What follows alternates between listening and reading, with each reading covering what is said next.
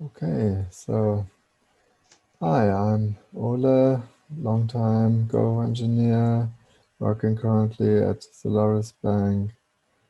In my spare time, I'm co-organizing the Berlin Go meetup and involved in hiring decisions for a bit more than 20 years now. So let's talk about how to land a good Go job, or what to watch out for so the new team member doesn't break the service. So what to expect in this talk? I quickly go how to find Ole, jobs. I'm super sorry to interrupt you, but looks... Peculiarities. Yep. Yeah. No, it's okay. It's totally okay. You can't see it? Yes, we can. Just a bit of latency. I'm sorry. Okay. Go on. Okay. Okay, cool. Thanks. So a bit about special things about remote jobs and its job situation here in Berlin. That's the one I know best. Will be somewhat similar somewhere else, but you will have to know how to transfer things yourself. And about the general hiring process, what stages there are, what kind of interviews and stuff. And especially about technical interviews, since this is where most people drop out, and this is the most important and usually the hardest part of it all. So let's take a look. You can find job ads at various places. So the Gopher Slack is quite nice since it's free for everybody, and most Gophers are there anyway already. There are newsletters. There are some Go-only job sites, some remote-only job sites, and some can be used to where you can search for the combination of both. And it's usually good to know the more expensive and high profile the site is, the more desperate the company usually is.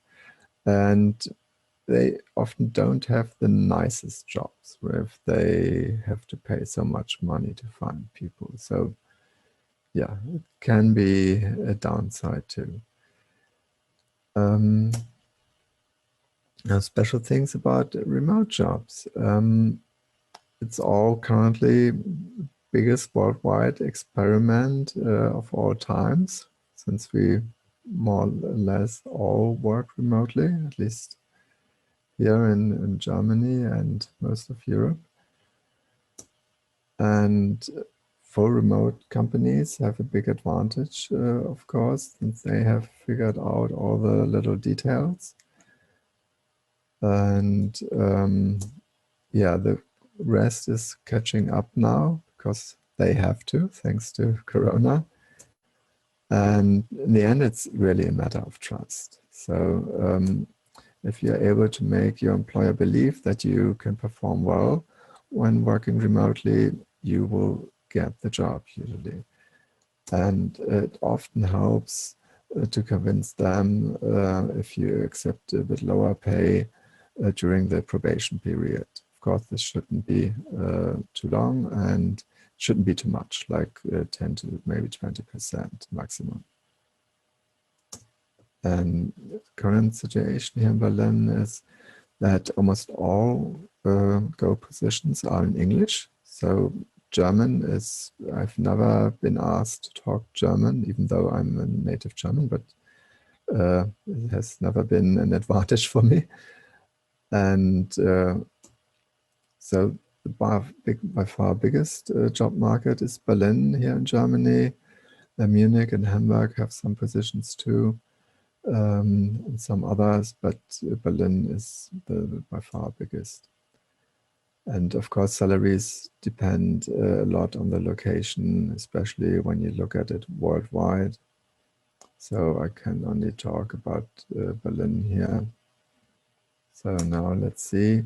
For juniors, it's start somewhere around 50,000 per year, and senior developers can up to somewhere around 80,000. And yeah, there are some lead developers that can earn a bit more, but these positions are quite rare. Most positions by far are mid to senior developers. So let's see, take a look at the hiring process. So first, you usually have a screening interview with an HR person. This is usually quite simple and easy as long as you have some experience to show, because the HR people can't understand what you are able to do. They just can look at your CV and see what you have done already in the past. And if there's not too much to show, this is difficult. So this is a difficult stage for junior developers. Otherwise, this is quite easy as long as you're a nice person and on time and so on. This should be quite easy.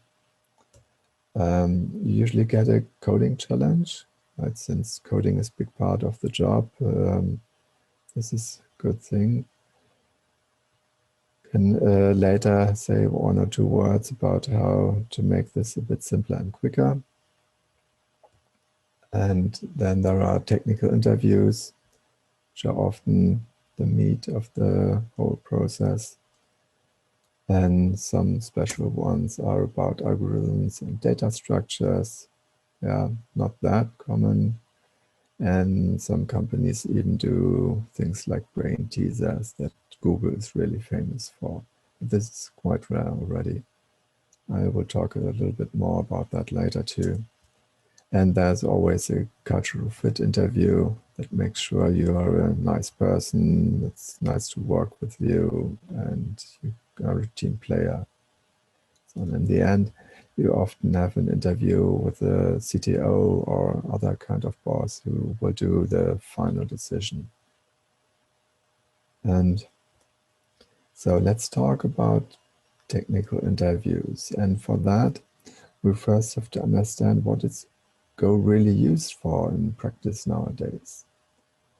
So I'm taking a look at how it has been and is now.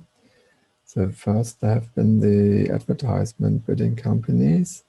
They are famous for doing low latency request handling. They only have like 100 milliseconds given by Google, but that's including all network traffic and everything. So on the server side, it's really more like 50 milliseconds.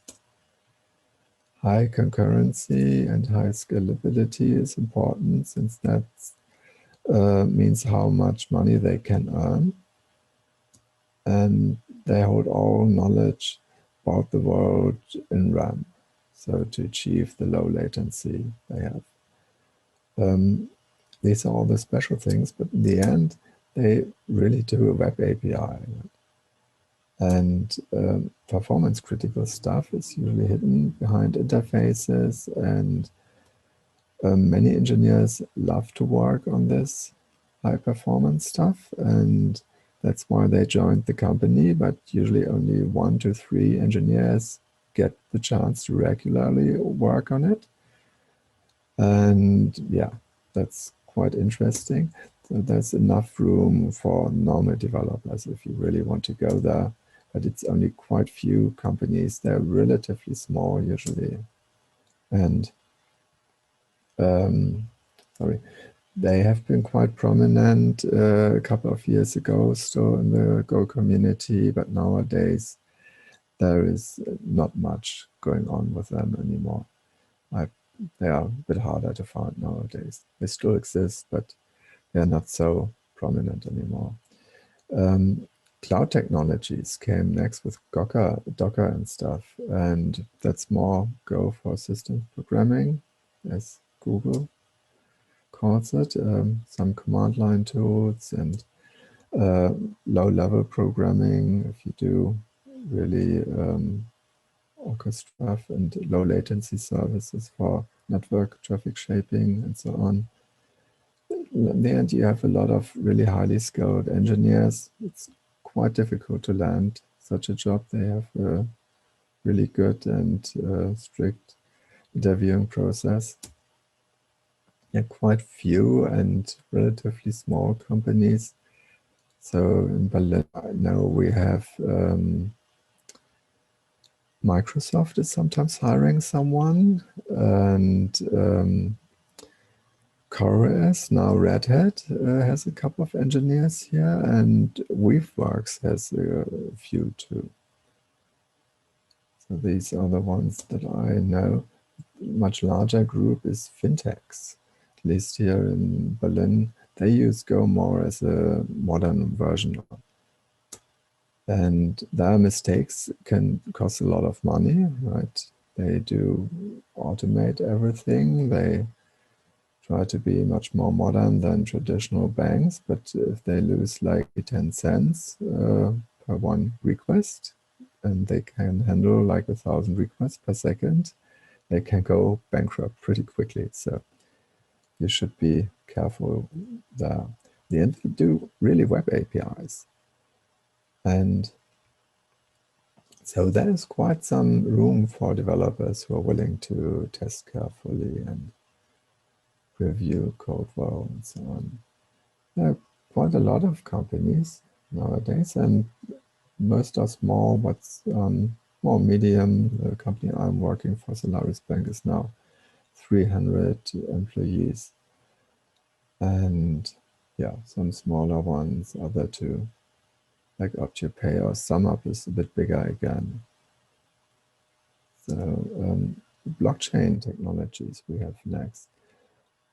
This is really quite abstract stuff and all about distributed services.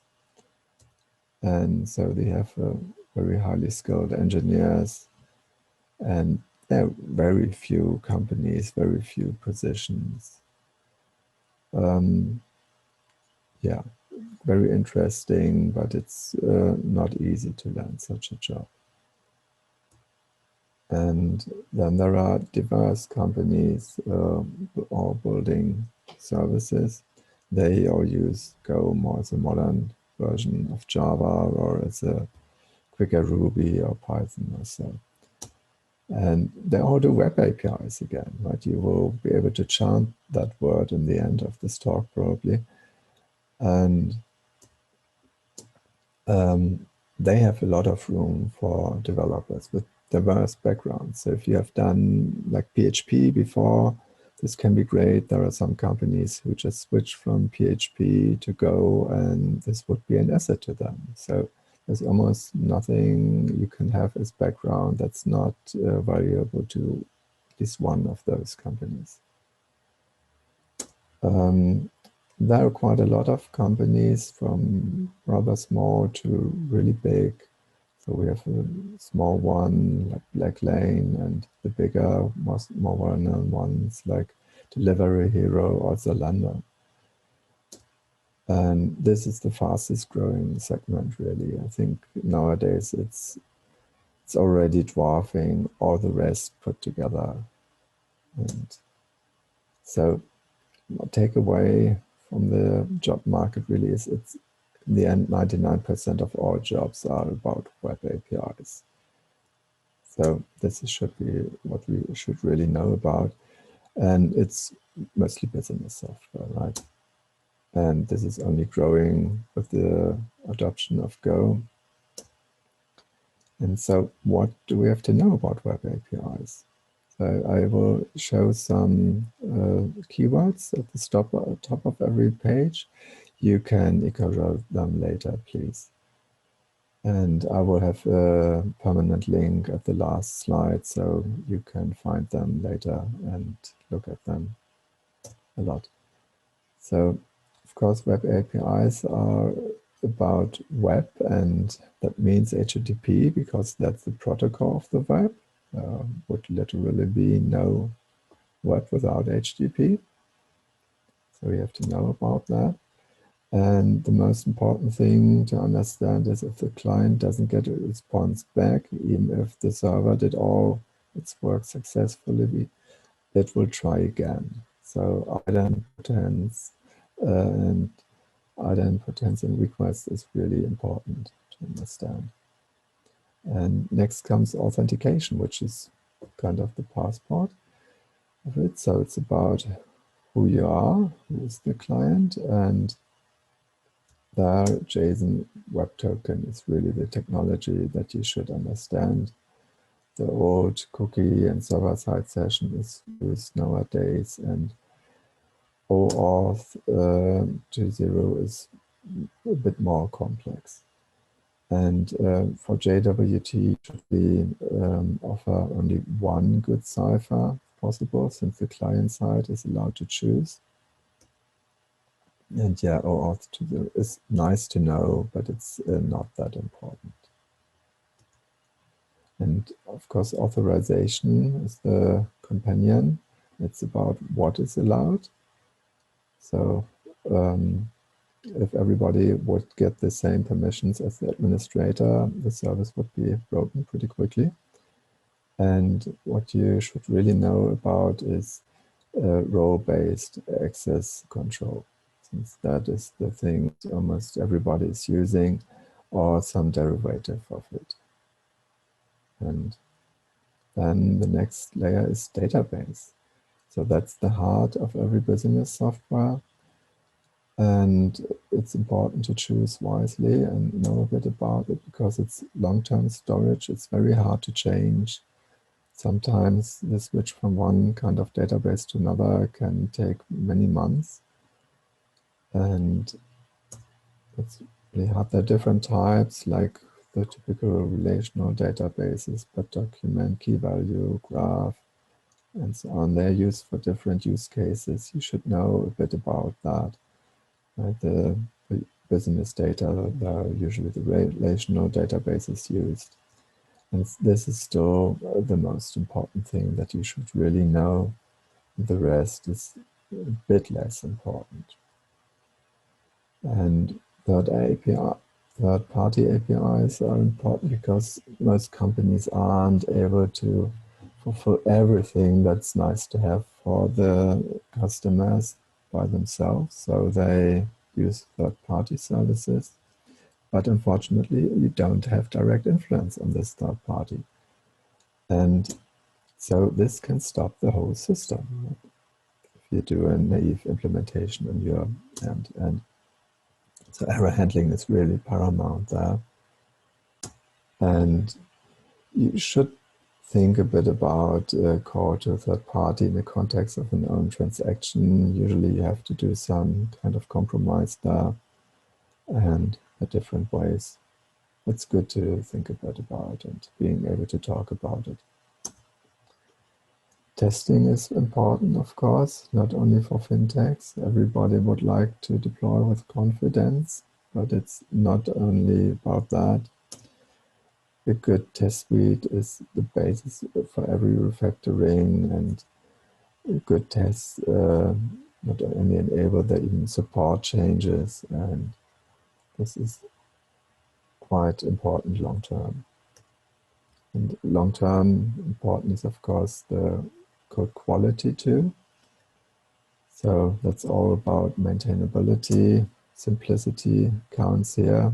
Thankfully, the Go community values simplicity quite a lot. And but effects can only be seen long term. So usually you only see the effects of the previous engineers, and the effects of your own actions are more felt by engineers that come after you. This can be quite bad, and that you don't see what is best. It's hard to learn this. And so clean code and things can be really a long-term thing. DevOps is really important nowadays. So many problems arise between systems. It's not one system that is broken in itself, but more the communication, the contracts between systems. Being able to debug these inter-service problems is a very important skill.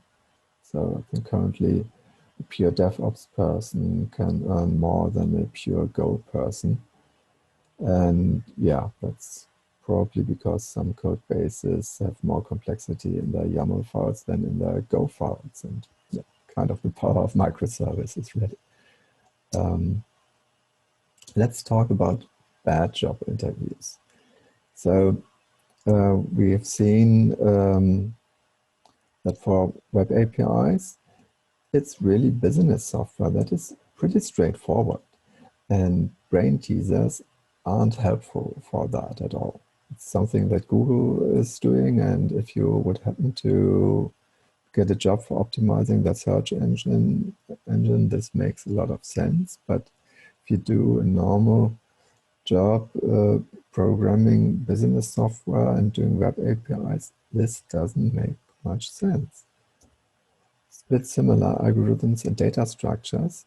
This is really done a lot because everybody's learning that at uni, and they are looking for people who are similar to themselves and think if they don't know about that, then they can't be good. But in the end, in practice, I have been using almost only maps and slices that are built in, and the most complex algorithm that I really had to implement in the last 10 years has been an average.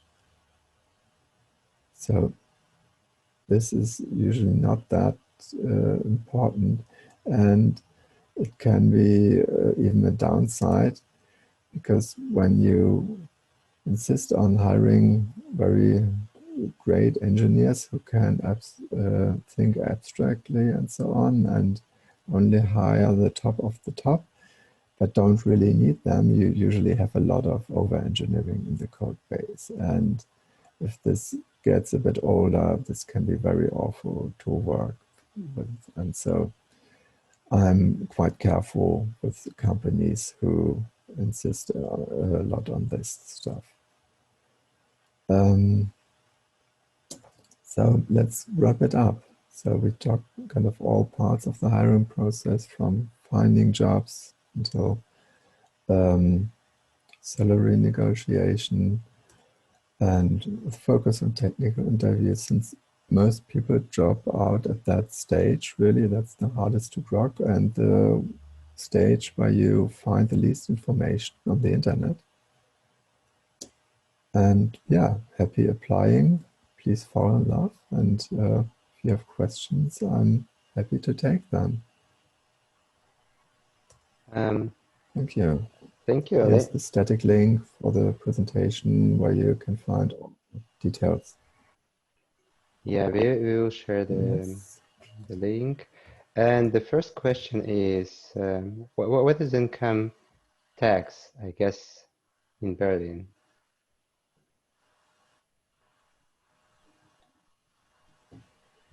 Can you hear me? I didn't understand the question fully. Sorry. What is the yes, I can hear you in general.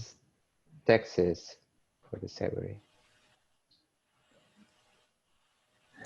Income tax. Now that's somewhere. I think it depends on if you have family and so on. There are some social considerations. I think the maximum is somewhere around 50% of the tax, including all social services and everything. So usually 50% of the money land in your pocket, depending on your social status and how high the number is. It can be more. And yeah. 50%. Oh, wow. That's what I can say. I think it starts with about 30. It starts around 30%, I think, and then goes up to 50. But that's not only tax, that's including all social services like health service and unemployment insurance and so on. I see. Do you have any external link to, calculator where people can just, have a look, play with it? If you can share it with us, that would be amazing. They exist. Okay, I can try and share it afterward in the chat, maybe. Yeah, that would be perfect. Does just that work? send it to us, and okay, we'll share it. Another question is, what is more important, soft skills or hard skills?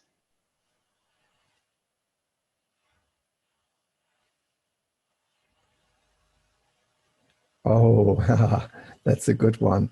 I think it depends on who you ask. If you ask a developer, I think both are important to some degree. Ultimately, I think it's the soft skills, but they are hard to grasp and hard to hone and to learn maybe, right? And as a developer, you usually don't need that many to soft skills. You should be a nice person, should be easy to work with, but that's the most important thing, really. Right? They watch out that you don't have a too big ego. Okay. Right? They don't want to win every discussion or things like that. Oh, I see. We have a question from the audience. I'm gonna let person ask it. Elena, you can ask your question. Hello, hello. Yeah, my name is Elena. Unfortunately, my internet connection is a little bit unstable. Only we might met at Go meetups in Berlin. I definitely remember you. Not sure if you remember me. I noticed one pattern here in Berlin. Okay. Typically, at the first interview, the first interview is typically with a recruiter, and recruiter typically asks, "What are your salary expectations?" And I noticed quite a funny pattern. So at this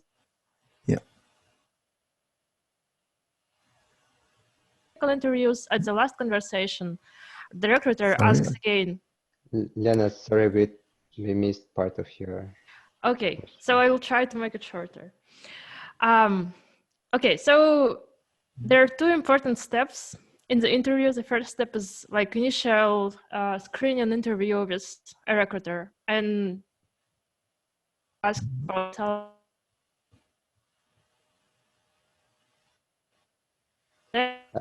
Then unfortunately, your connection isn't stable. Can you just type the question in the Q&A session and I will read it for you, okay? Okay. Sorry for that.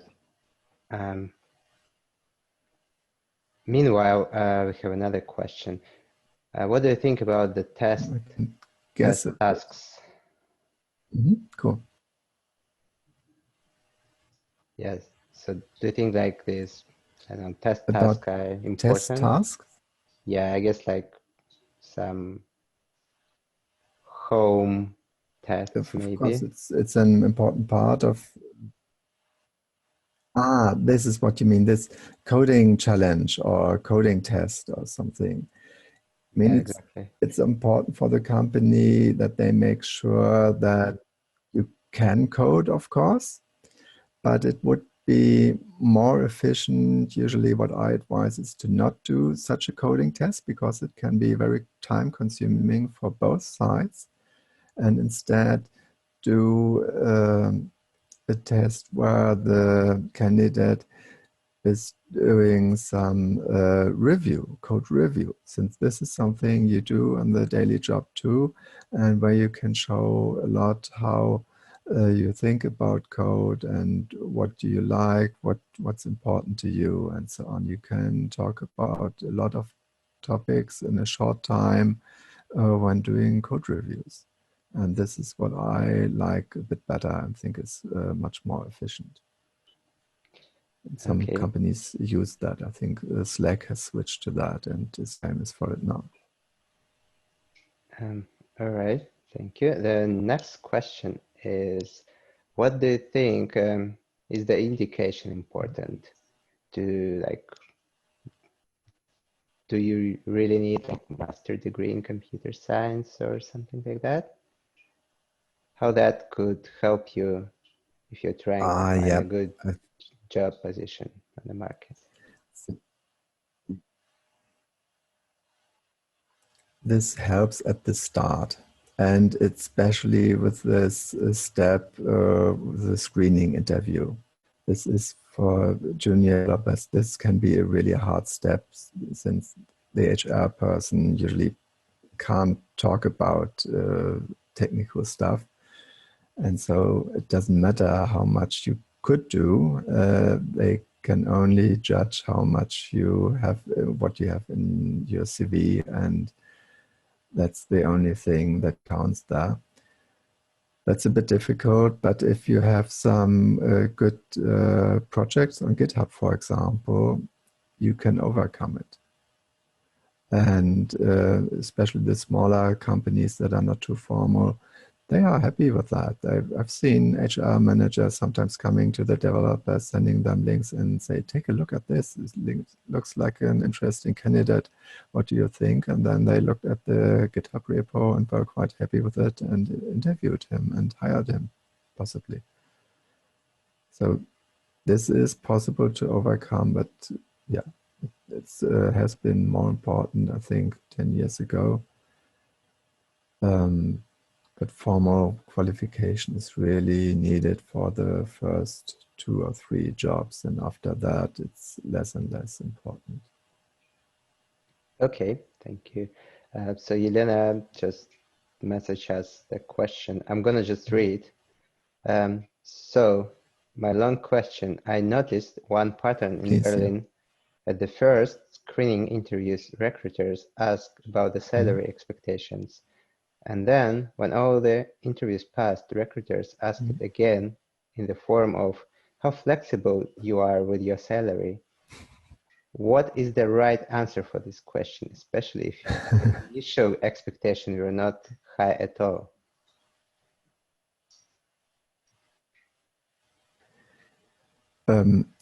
I think it's good to be honest. And you can, of course, have state something a bit above what you really expect. So there is some room for later, to make a deal later. And then you can say, okay, I'm a bit flexible there for a couple of thousand, but it shouldn't be too big anyway. I mean, the job market isn't really where you say, okay, now you get 2 for 1 or something like that, right? You are a bit flexible, but not too much usually. And yeah, this can be seen as a trick, but I would be honest. And if you didn't say something high at the start, then it's okay, I think, to say, sorry, I thought about this already, how much I really would like to have. And I stated this at the first interview, and that didn't change. And I think I'm worth this money, and that's fine. So I think this should be okay. But some, use this as a way to maybe get something easily a bit lower. But you don't have to do this. Okay. Another question.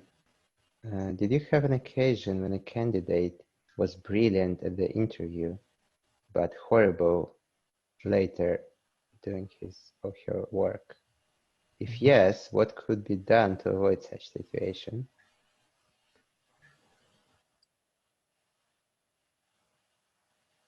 Mm-hmm.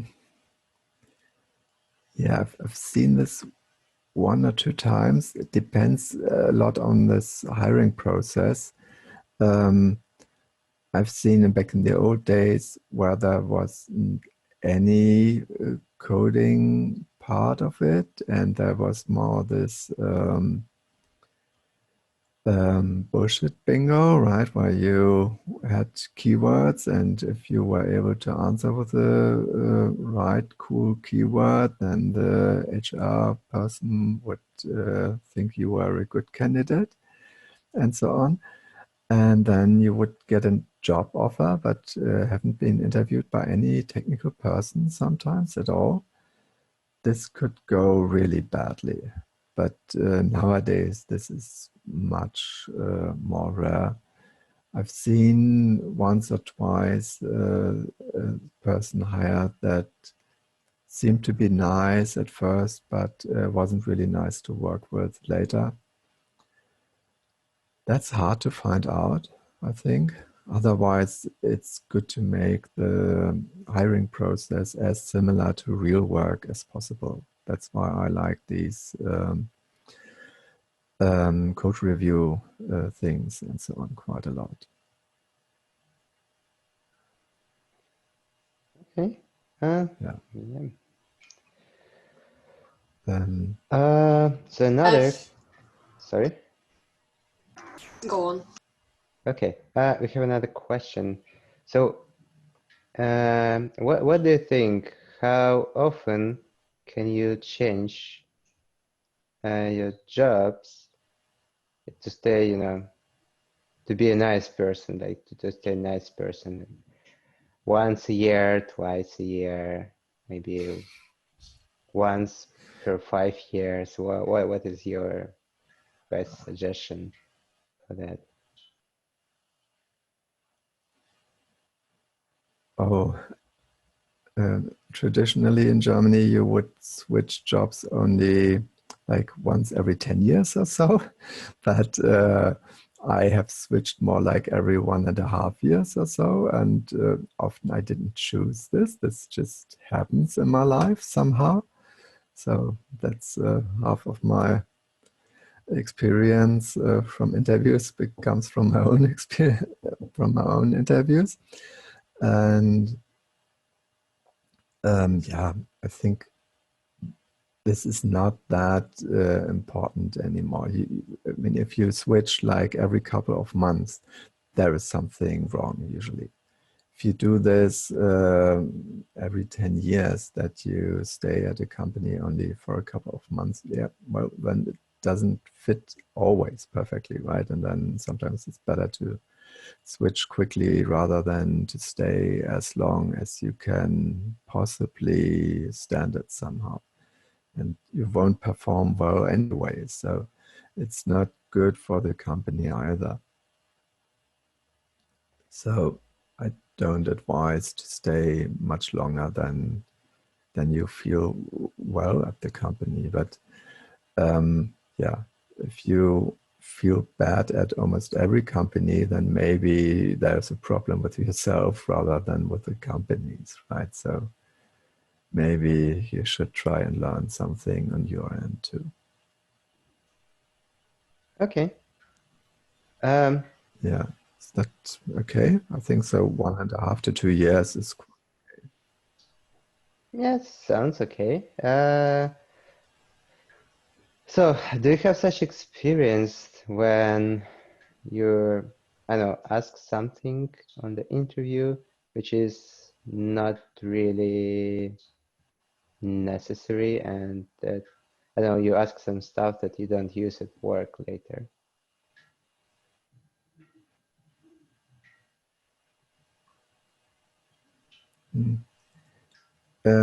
You think that I, as an interviewee, get asked by the company about stuff that isn't important in the end for the job, or the other way around? Yeah, like I guess, I don't know, maybe an example could be some logical tasks, for example, which are not really related to your Yeah. everyday job later if you get Mhm. an offer. Yeah. Yeah. Yeah. Yeah. I usually advise against this because you don't have that much time to interview the candidate in a good way. And as you saw, the technical topics, there are a lot of things you could discuss quite deeply if you want to, and do a thorough, hard interview. These are important things. These can bring your service down and everything. And then instead, doing some logic puzzles and brain teasers, I don't see a point in it. It does give some signal, but it's way less than going deep somewhere else, I think. So I always advise against it. Okay. So can you give any recommendation what you should ask during the interviews to, learn more about the company or your future potential team? It's because interviews is not just one-way process, right? You can evaluate the company as well. Yeah. So what are your recommendations? Yeah. Sure. Yeah. Yeah. Yeah. So I think it's good to first of all see how nice they deal with you, and it's a quite good indicator about how nice a company they are later and in general. And then you should show interest in the company and in the position with your questions. And yeah, so it's good to ask maybe how much test coverage they have, for example. Nowadays, it's usually relatively high, but in the old days, it wasn't. And then it was a strong indicator for a very old and shitty code base where nobody was able to change anything anymore. And so things like that can be quite good. All right, thanks. So I think we should pick the best question now so we can present a nice gift from our partners. And other questions can be asked at the coffee point. Yeah, so Ollie, what is the best question so far?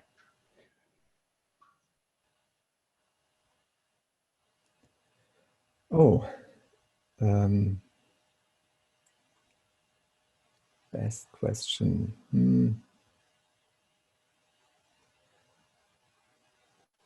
I liked the question by Elena somehow. I didn't think about this, but I knew that there is talk about salaries either at the start or at the end of the hiring process, and sometimes at both stages. But I never thought about it that way, and I didn't experience it that way myself either. But it can be a pattern. Yeah, I like that. Okay, cool. Yeah, thank you so much.